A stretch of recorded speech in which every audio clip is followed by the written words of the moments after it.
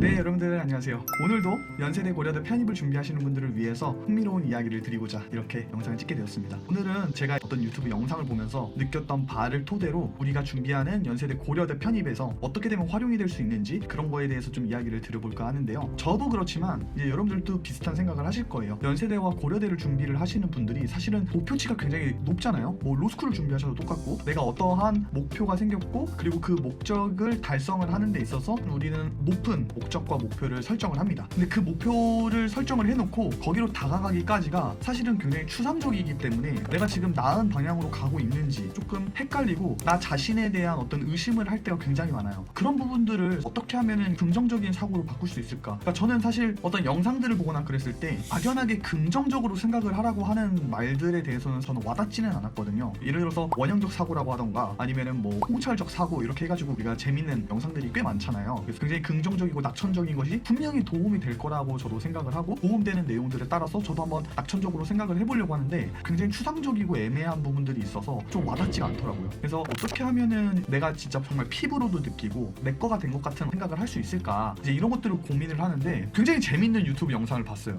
그 유튜브 영상에 대한 내용을 한번 이야기를 드려보고 싶어요. 제가 봤던 유튜브의 내용은 공부나 학습적인 내용이 아니라 사람들이 어떻게 하면 돈을 많이 벌 수 있을까 뭐 이런 거에 대한 얘기였거든요. 단순히 돈을 버는 데 있어서 도움이 되는 것이 아니라 내가 지금 여기에서 이런 내용들을 본 게 학습에서도 이렇게 연계가 되면 진짜 도움이 많이 되겠다라는 생각이 들더라고요. 그래서 이제 그 내용을 이야기를 드려볼까 합니다. 자, 예를 들면 이런 얘기예요. 100억을 벌고 싶다는 어떤 목표가 생겼어요. 100억을 벌고 싶다는 어떤 목표가 생기면 우리는 100억을 단순히 돈을 모아서 벌고 싶다는 생각을 하잖아요. 근데 그렇지 않다는 거예요. 이 100억이라는 거는 돈을 단순히 내가 1, 2억, 2, 3억 이렇게 몇 년간 버는 게 아니라 이거를 조금 더 단축시켜야 된다. 그래서 부의 추월차선이라는 굉장히 유명한 책이 있는데 그걸 이제 쉽게 푼 겁니다. 그러니까 보통은 이제 100억을 벌고 싶다고 하면은 한 방에 이 돈을 벌고 싶어 하거든요. 그러면 100억을 벌고 싶다라는 목표가 생겼을 때 거기에 따라서 우리가 회사나 기업을 법인회사라고 한번 지칭을 해보죠. 이 법인회사를 매각시키는 방식이 이제 100억을 버는 데 있어서 빠르게 벌 수 있다. 이런 것에 대한 내용입니다. 법인회사를 매각을 시키면 여기서 세금을 떼게 되잖아요. 세금을 뗀다라는 내용들이 이제 나오는데 100억이라는 것을 벌려면 150억에 매각을 시켜야 된다라는 얘기를 해요.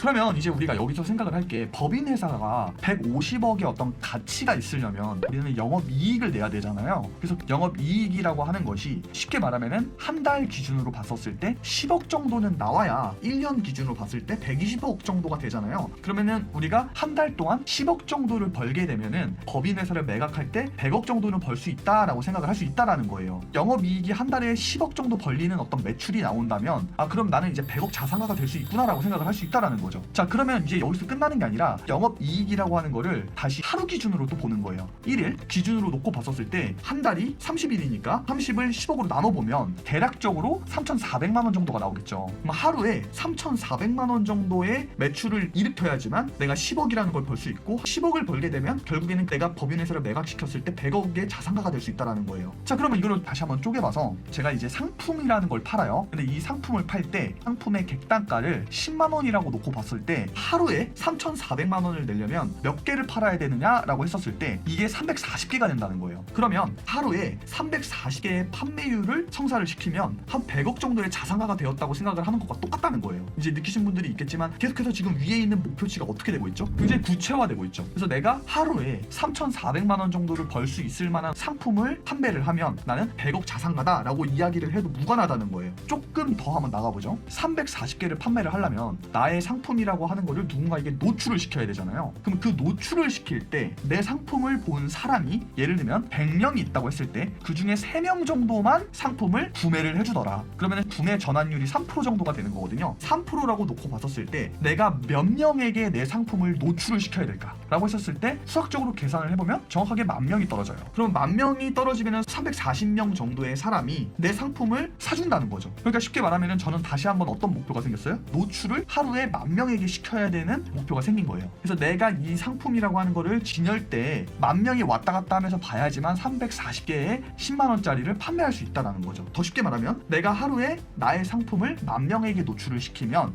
나는 100억 자산가가 될 수 있다는 거예요. 조금 더 구체화 시켜보면 내 상품을 어떤 홈페이지에 올렸다고 한번 해볼게요. 사람들이 와서 봐주려면 이런 홈페이지에 있다라는 걸 알아야 되잖아요. 그럼 결국에는 그런 것들이 유튜브가 될 수밖에 없는데, 예를 들어서 유튜브에서 영상을 올렸을 때 그 영상에서 대략적으로 5% 정도가 나의 홈페이지로 넘어오는 사람이다 된다 라고 가정을 한다면 5% 정도 되는 사람이 결국에는 내 상품을 구매를 해준다는 거잖아요. 그러면은 내가 결국에는 영상 하나의 조회수가 매일 20만 정도가 돼야지만 5%라는 사람들이 넘어왔을 때 한 10,000명 정도가 될 거고 10,000명 중에 340명 정도가 내 상품을 구매를 해준다는 거죠. 이런 논리로 본 거거든요. 그럼 결국에는 내가 100억을 벌고 싶다라는 이 목표를 굉장히 추상적이잖아요. 그런데 결국에는 내가 해야 될 게 뭐냐면 나는 영상 하나를 조회수 20만으로 만드는 목적을 달성을 하면은 100억을 벌고 싶다라는 목적에 부합하게 되는 거예요. 그러면 요거를 그대로 여기에다 갖고 와서 등호를 쓴 다음에 이렇게 하게 되면 똑같아진다는 거죠. 그럼 결국에는 내가 영상 하나를 찍은 거에 20만 정도의 조회수를 낸다면 나는 100억 자산가가 될 수 있다라고 누군가에게 자신 있게 얘기를 할 수 있다는 거예요. 그럼 나의 하루치 목적은 뭐죠? 내가 어떤 홍보 영상을 만들 때 20만 명 정도가 내 영상을 봐줄 수 있을 만한 하나의 트래픽을 구성을 하면 된다라는 거죠. 그날 하루에 해야 될 거는 정해져 있는 거예요. 그러면 결국에는 나는 이런 영상을 하나를 만들어서 조회수를 이렇게 먹어야 되겠다 라는 것들이 나온다는 거죠. 저는 이걸 보고 놀랐어요. 이게 그냥 단순히 100억을 벌고 싶다? 이런 내용으로만 접근을 하는 게 아니라 영상 하나의 조회수를 만드는 거가 결국에는 100억 자산가가 되는 연결고리구나 라는 공식이 세워진 거예요. 그래서 이런 것들이 느껴지니까 이게 그러면 우리가 공부하는 학습이나 연구대를 들어가는 것도 우리한테 목표잖아요. 그럼 이 목표를 그대로 한번 갖고 와서 우리가 한번 판단을 해보면 어떨까? 라는 생각이 들었다는 거예요. 그럼 한번 이렇게 한번 봐보죠. 우리에게 목표는 연세대학교 편입학 합격이요. 자, 그러면 여기서 우리가 판단을 해야 되는 거는 내가 하루에 해야 될 게 뭔지만 판단을 하면 연세대학교 편입학 합격에 등호가 생기게 되는 거거든요. 그러면 연세대학교에서 합격을 하는 사람들의 특징을 알아야 될 거 아니에요. 그럼 우리가 뭐부터 확인을 해야 되냐면 경쟁률부터 확인을 한번 해봐야 되는 거예요. 자, 그러면 우리가 그냥 간단하게 일반 편입학을 한번 봐봅시다. 일반 편입학을 봐보면 자, 지금 문과대학만 기준으로 놓고 볼게요. 자, 대략 경쟁률이 지금 이렇게 뜨고 있어요. 자, 경쟁률이 지금 보면은 뭐 25대 1, 18대 1, 15대 1 이런 것들이 보이는데 자, 여기에 있는 평균 경쟁률을 20대 1이라고 한번 놓고 봐보시죠. 자, 그러면 20대 1이라는 경쟁률에서 최후의 1인자가 되려면 내 밑으로 20명이 있어야 된다는 거예요. 20명 정도를 두면은 저는 합격을 할 수가 있는 거예요. 자, 그런데 1차 합격이라고 하는 거는 3배수를 뽑거든요. 그러니까 3배수를 뽑는다는 거는 최종적으로 한 명을 뽑는다고 했었을 때 1차 합격 즉 논술에서 3명을 뽑겠다는 거예요. 그래서 내가 1차 합격의 3배수를 뽑는 거니까 20대 1 경쟁률이라고 놓고 봤었을 때 1차 경쟁률 같은 경우는 7대 1이 되죠. 대략적으로. 그러면은 쉽게 말하면은 논술 실력적으로 볼 때 대략 내 밑으로 7명 정도 두면 나는 합격한다 이거예요. 자, 그 말은 논술을 공부를 하는 학생들의 특징을 봐보면 보통은 극상위권으로 가기를 바라거든요. 그래서 엄청난 부담감이 있어요. 논술을 준비를 할 때. 어렵게 생각할 필요 없고 내가 1등이 되는 것이 아니라 내 밑으로 7명 정도를 제칠 수 있을 만한 논술 실력이 보유가 된다면 충분히 1차 합격은 넘어갈 수 있을 만한 능력이 있는 거예요. 그러면은 내가 1차 합격이라고 하는 거를 뛰어넘기 위해서는 이 7명 중에서 허수라고 하는 이들이 못해도 3명은 있어요. 뭐 글자 수를 다 못 채우거나 요지 자체를 완전히 잘못 파악하거나 이런 학생들이라고 보시면 될 것 같아요.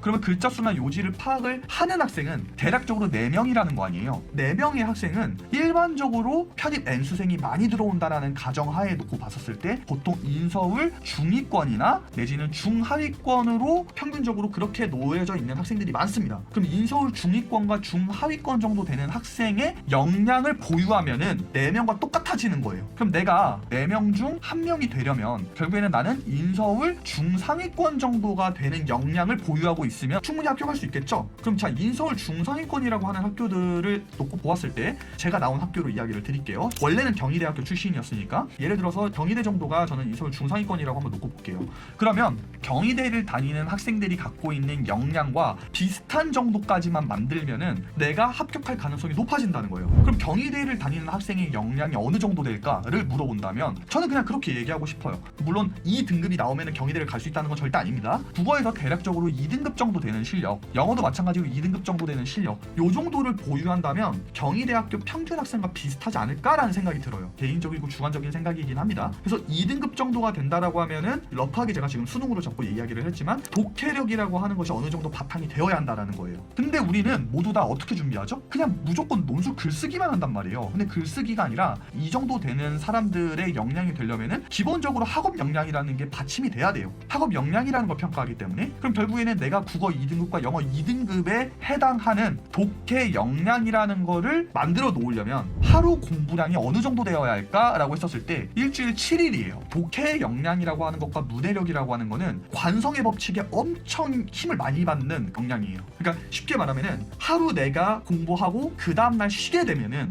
그 관성에 따라서 원래대로 돌아오려고 합니다. 왜 우리가 열심히 헬스하고 한 일주일 쉬면은 근육이 다시 빠지는 기분이 좀 들잖아요. 그런 거랑 비슷하게 저는 이 독해 역량이라고 하는 게 그게 가장 심하다고 보거든요. 그래서 하루를 거르게 되면 저는 굉장히 큰 문제가 있다고 봐요. 그래서 제가 생각했을 때는 7일 동안 평균적으로 봤을 때 2지문 정도를 공부를 하는 게 맞다고 본다. 그럼 평균적으로 2지문이라고 했을 때 7일 중에서 2일은 휴식을 취한다고 하고 5일 정도는 공부를 한다고 했었을 때 한 3지문씩은 공부를 해야 되겠죠. 그리고 휴식을 취할 때는 1지문 정도만 보라는 의미예요. 저는 이런 의미로서 이제 이야기를 드린 거거든요. 결국에는 이때 또 분명히 휴식 취한다고 이렇게 하고 건너뛰는 사람도 분명히 있어요. 그거를 완화를 하기 위해서 한 3지문 정도는 봐야 된다. 근데 그 3지문을 볼 때는 한 지문당 못해도 30분 정도 골똘히 생각하고 사고하는 훈련을 한다는 느낌으로 접근을 해야 된다. 전 이렇게 이제 이야기를 드리고 싶어요. 그럼 결국에는 내가 5일 정도 되는 거에서 3지문 정도를 요약하는 훈련을 해본다 라고 한다면 경희대를 다니는 학생의 역량과 비슷해지는 역량을 만들 수가 있고, 요거를 하는 것이 결국에는 독해 역량을 키우고 논술에서 필요한 요지를 찾는 훈련이나 이런 것들을 보게 되는 거니까 결국에는 1차 합격의 3배수와 똑같아진다라는 거죠. 그래서 제가 지금 얘기하는 이런 부분들까지 생각을 하시면 결국에는 내가 3지문을 요약하는 거는 연세대학교 편입학 합격과 결국에는 동일해지는구나,